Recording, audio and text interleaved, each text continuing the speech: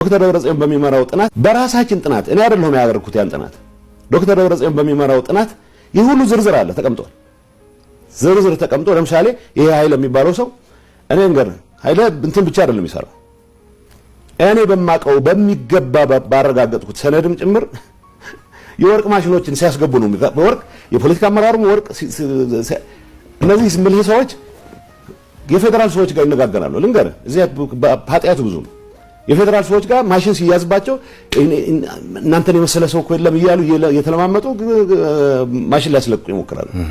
ይሄ ዝርዝር መረጃ ነው ያለኝ ይሄንን የኔ ምክትል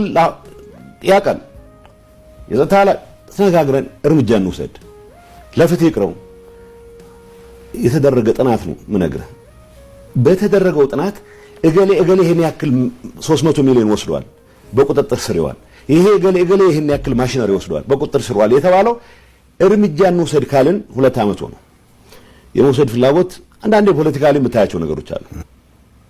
ግን ደግሞ ዓለም የሚያቆስ ስምምነት ፈጽመዋል